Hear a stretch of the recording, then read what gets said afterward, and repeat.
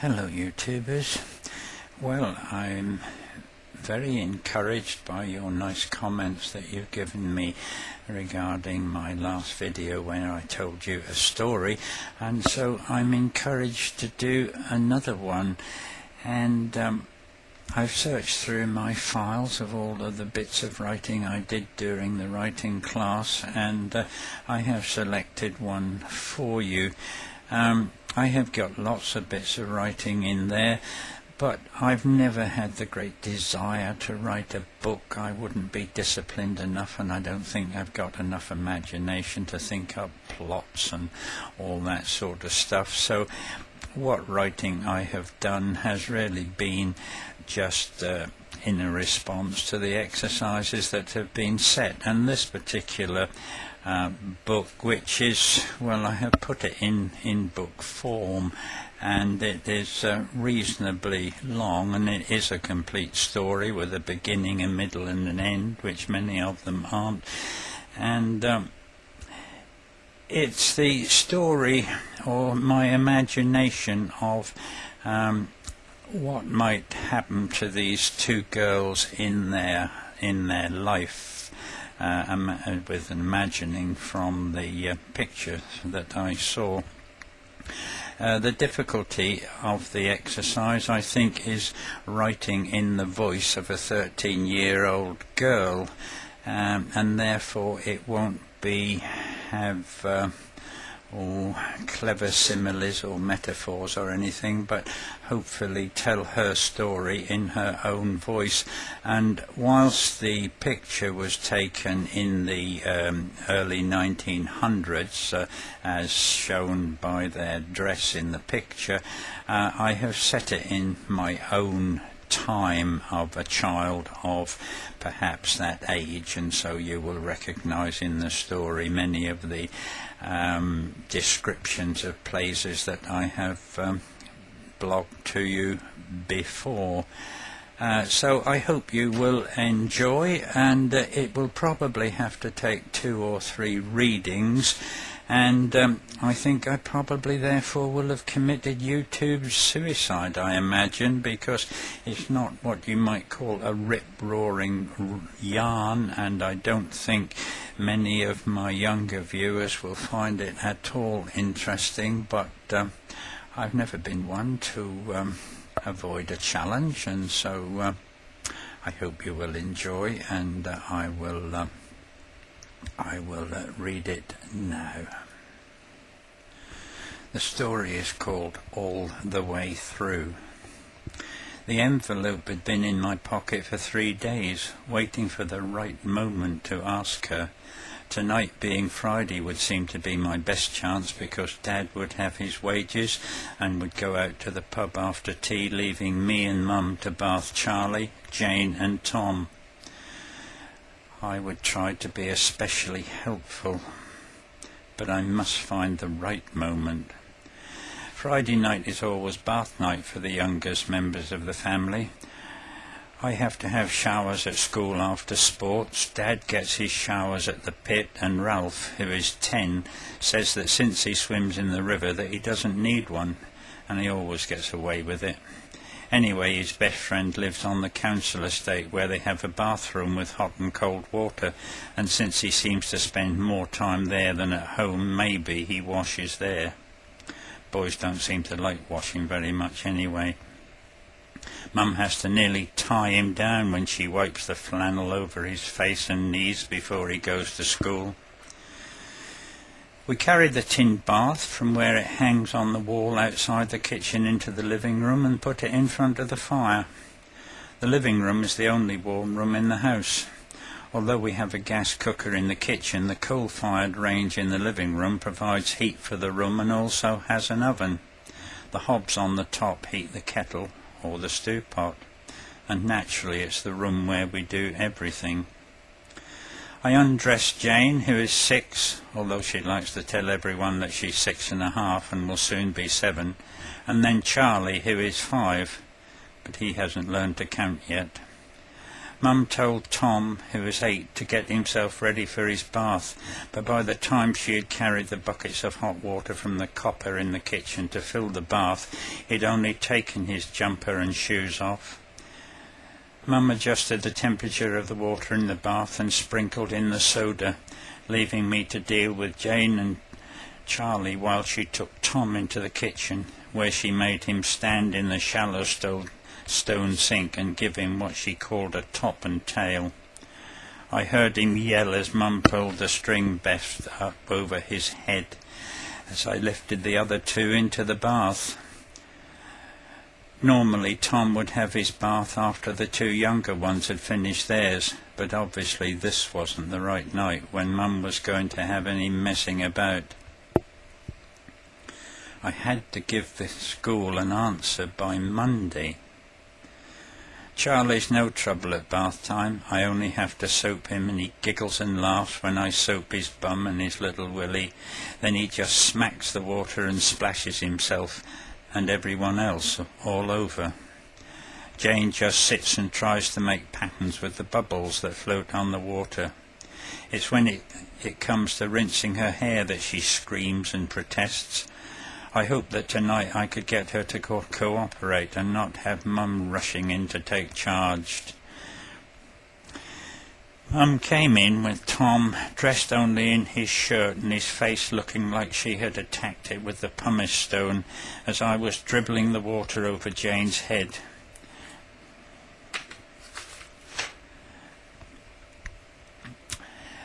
Mum sat Tom on the dining room chair and tore a strip of clean cloth from the bag that she keeps for bandages, smearing the Germaline ointment onto it and wrapped it around a very sore-looking grazed knee and told him to go to bed. We pushed the bath further back into the room and stood Jane and Charlie on the rag mat in front of the fire. Mum sat on a chair with Jane between her knees and dried her hair with a towel, then taking a vest from the airing rack, slipped it over her head and took her up the stairs to bed. Charlie just stood and pranced about, shaking his wet head and rubbing his body with his hands so that I hardly had to dry him at all, although we went through the motions. When I had put his vest on, I carried him up the steep stairs to the bedroom that we share with Ralph. We have 3 bedrooms. Mum and Dad have the largest front one, and Jane sleeps with them in what was once her cot that Dad had altered, although she often seems to finish up in their bed. Ralph and Charlie share a double bed in my room. Tom and Ralph used to share, but then nobody got any sleep. Ralph threw Tom out of bed one night and caused a deep gash in his head when it hit the marble washstand. After that they were separated, with Tom being allowed to sleep on his own in the tiny back 3rd bedroom, and Charlie shared the double bed with Ralph. Ralph tolerates Charlie, but he wriggles about, and if I am awake I sometimes take him in with me when Ralph grumbles at him. All of the bedrooms are cold. Often in the winter the window panes are frosted on the inside. We have stone hot water bottles wrapped in old blanket, and Charlie wraps his arms around his and hugs it like it's a favourite animal. All of us take our underclothes and socks into bed with us so that we have something warm to put on in the morning. I left Charlie scrabbling about under the bedclothes and went downstairs, intending to ask Mum if I could go. I helped her empty the bath and carry it outside. Mum collected all the children's clothes, examined the outer garments for tears, and took the rest to the kitchen where she put them in the copper for washing. We sat in front of the fire. Mum pushed the mushroom dolly into a sock, probably Tom's, and started to darn it. I took the envelope from the pocket of my school tunic. "What you got there, then?" "It's a letter from school." "Let me see. I thought you'd been looking a bit sheepish. Let me see. Have you been getting into trouble?" "No, Mum, it's not that," and she snatched the letter from me before I had time to explain. I watched her read, praying that she would say yes. 2 and 6pence? Don't be daft. Where do you think we're going to get that sort of money to waste on a trip to the seaside? I ain't never been to the seaside in my life. I suppose I really knew that would be her answer, but I tried one last approach. Well, I think the whole of the class are going, and Henrietta said, Henrietta? You'd be better not to associate with her. They aren't the same sort as us. She's my friend, and she's going, and she says she wants me to go too. I bet she does. £0.50 nothing to that family. He works in a bank, and they only got the one child, and the fact that they let her have everything what she wants probably accounts for the way that she is. I knew there was no point in arguing. I said good night and went to my room. Charlie asked me why I was crying. I said I wasn't. I lay awake wondering how I could get the money and what excuse I would make to Henrietta if I couldn't go, since she seemed so keen that we should go together. I had watched Ralph come to bed. He didn't speak, assuming that I was asleep, I suppose. I watched him push Charlie to the side of the bed and occupy the warm spot that he had created. I watched as Charlie wriggled and lay on his tummy across the bed with one leg hanging out and his outstretched arm resting on Ralph's chest, which Ralph allowed to stay there. I don't know what time it was when he came in. I saw him framed in the doorway, silhouetted by the light from the landing. I saw him gently ease Charlie back into the bed, pulling his vest down to cover his bum, and tuck the patchwork counterpane around him. A small amount of light filtered into the room from the open door. He came and sat on the edge of my bed. I could smell the strong carbolic soap that he always smelt of when coming in from work, mixed with the odours of tobacco and beer. He had taken off his collar and tie, and the gold stud glinted in the subdued light. His braces were off his shoulders and dangled beside his trousers that were held up with his broad leather belt. I could feel the warmth of his body as it touched mine. "Mum has shown me the letter." I waited for him to say more, but he just sat there, and then he placed his large hand very softly on my shoulder. "I went to Whitby when I was a boy." He was very quiet for a long time, his hand smoothly stroking my shoulder, looking at the sleeping boys and smiling as though lost in the memories of his youth. He took his hand from my shoulder and fumbled down into the deep pockets of his trousers. I heard the chink of coins. "I've told you, Mum, that I've had a win on the dog, so don't you think no different." He quietly closed the door as he left. The room was only lit by the light of the moon filtering through the curtains, but sufficient for me to see the £0.50 he'd laid on the bedside table. I was woken when Charlie bounced on my bed. He was standing with his feet spread-eagled across mine, shouting, "Time to get up! Time to get up!" with his vest rising and falling above his waist each time he jumped. The sun was shining quite strongly through the gap in the curtain, bathing the sleeping Ralph in a yellow light. I didn't really know what time it was, but it was Saturday, and Mum would certainly not let me sleep later than she wanted me to, but I said, "No, it isn't, it's Saturday, we don't have to get up yet." Charlie accepted this, as he does practically anything you say, so he crawled along the bed, did a sort of somersault, and burrowed head first down the bed, clambering over my legs, and his cheerful grinning face appeared on the pillow beside me. "Read me a story." "Oh, Charlie, not now." He accepted this with the look that says, "What shall we do then?" "Oh, all right, I suppose we might as well get up, because there's going to be no peace for you. Go and see if you can put your pants and your trousers on for yourself, and then I'll come and put your socks on." I dressed and then did the buttons up on Charlie's trousers. I don't know which way round he'd put his pants on, but to get his trousers on by himself was good progress. I fed his socks over his toes and had to put on a stern face when he spread his toes out wide, making the task as difficult as possible. He grinned as he closed them and allowed me to feed them to his heel. It's not funny, you can go and put them on yourself, and if you don't behave I'll send you down to Mum another time and let her do it, and you won't like that. I wasn't too anxious to see Mum myself. Dad had said that he had told her that he had won money on the dogs, but had he told her that he'd given it to me? So when we entered the living room I didn't know what to expect. Charlie stood passively as she took his shirt from the airing rack and lowered it over his head. He automatically raised his arms for her to feed them into the sleeves, and then she tucked the shirt tails into his trousers with unaccustomed roughness that made Charlie say, "Ouch!" No word about what she and Dad had decided. I would have to get a decision before school on Monday, as the trip was on Wednesday.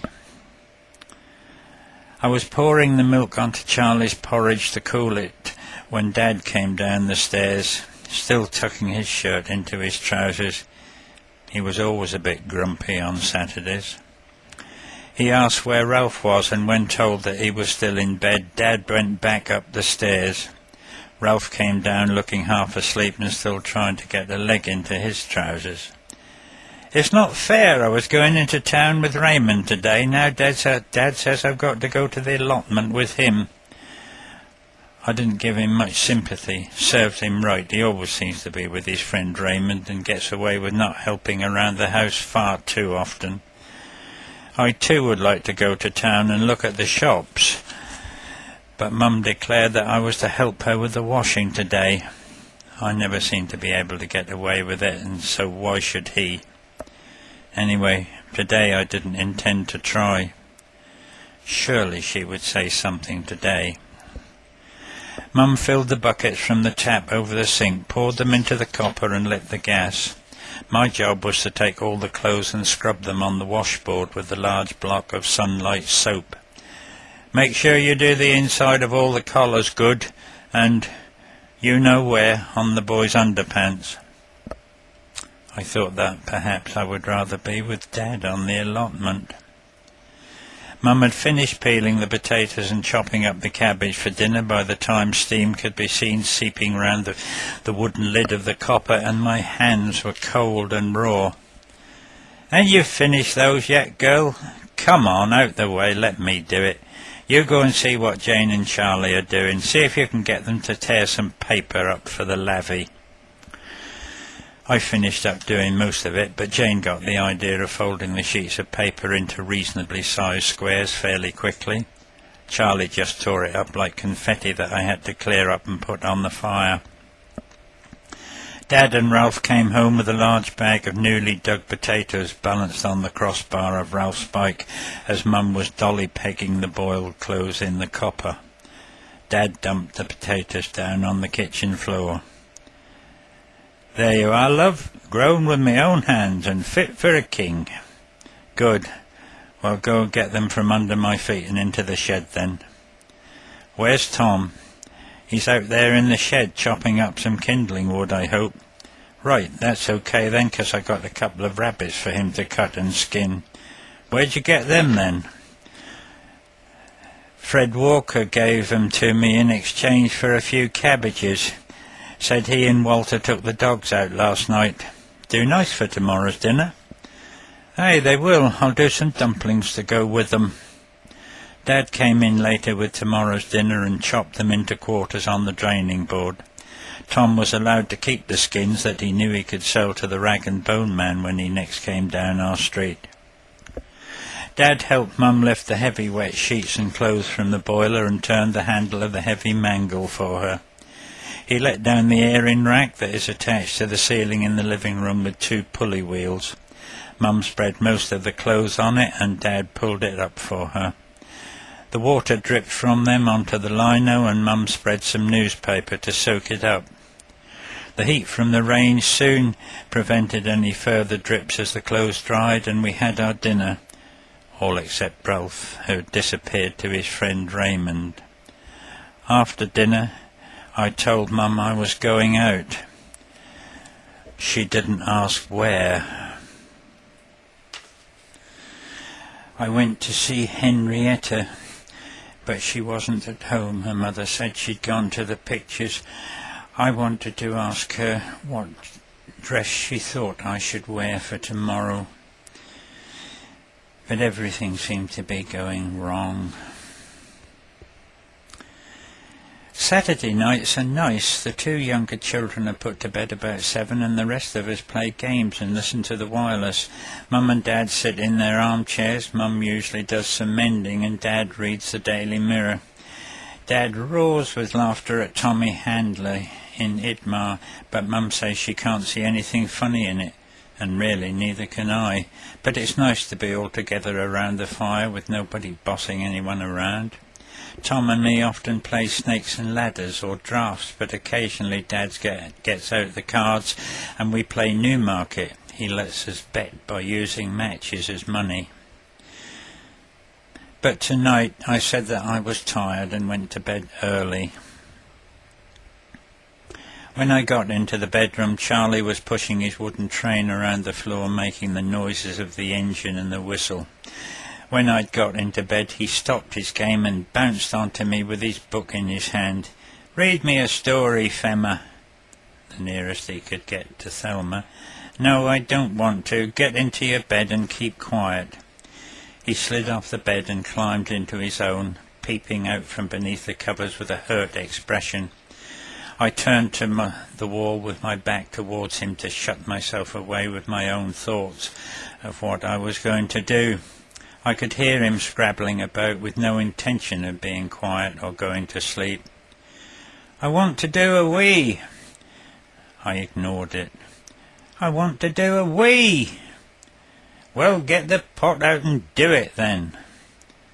I heard him drop out of the bed and slide the pot along the lino. Then there was silence. I turned over to look and saw him standing up, waving his willy around and the pee mostly going onto the floor.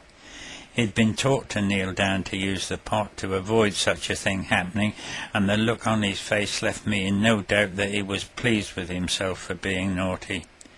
I'd had about enough for one day. I picked him up and slapped his bottom hard. "You naughty little urchin, I've had about as much as I can take from you. Now get into bed and shut up." "I'll tell Mum." "Go on then, tell her, and when I tell her what you've done, she'll give you another slap, only much harder, and you won't like that." He didn't continue his rebellion, and things went quiet for a while, and then I heard his quiet voice next to my pillow. "Can I come in with you?" "Oh, Charlie, not now, love. Be a good boy. Go and back to bed. Ralph will be with you soon." It had been an awful day, and I was nowhere nearer to knowing whether I would be going on the outing. The whole thing had been going on since last Monday, and I'd now reached the stage where I decided in my mind that I didn't care if I went or not. Mum's words, "What you can't change, you have to put up with," seemed to have some meaning. Anyway, Dad had given me the money, so I doubted if he would ask for it back, and perhaps Mum would let me buy some nice clothes and a new pair of shoes. I hadn't completely given up the idea of being allowed to go on the outing, but now I had this alternative, the situation didn't seem quite so bad. Henrietta would have to find someone else to go with. Sundays, we're sent to Sunday school in the afternoon. When we got home, Dad was asleep in his chair by the fire, and Mum was ironing the ruffles of a cream-coloured blouse. The table was laid ready for tea, and the mood seemed quite peaceful. Maybe this was the time. But before I could bring the subject up, Mum brought the blouse in and held it up in front of me. It was beautiful. It had a high collar and ruffles all down the front. The sleeves were tied in at the wrist with similar ruffles below. She held it up against me. "Could have been made for you. I think it'll fit you just fine. I got it from Mrs. Bolingbroke." "Is it for me?" "Yes. The letter said that you didn't have to wear school uniforms for the trip, and we can't have you looking like you come from the workhouse. Oh, Mum, does that mean you'll let me go? Well, your daft father gave you the money, so I suppose you'll have to. Oh, Mum, thank you, it's really lovely blouse. I'll take great care of it. I bet it'll be better than Henrietta's. I handed in the 2 and 6pence to Miss Williams on Monday morning. Miss Williams is nice. She takes us for biology, and she used some of today's lesson to tell us about the trip. The trip to Whitby has been arranged, and we now have the necessary full complement of 20 girls. 15 will be from this class and the remainder from the 4th form. Mrs. Bradshaw and myself will be in charge of you and will travel with you on the bus that will leave here at 8 a.m, so make sure you're here on time. It's a long journey, well over 40 miles, and the bus driver says that he thinks it will take about 2.5 hours. So that we will all have the maximum amount of time to do all the things we have planned for you at Whitby, you should bring sandwiches with you. You can eat them on the bus, or possibly at some stopping point on the moors. You should also bring with you a notebook and pencils. You will be expected to note the names of the places that we travel through. You will be asked to collect information about the town of Whitby, and also to bring back specimens of anything that interests you from the beach.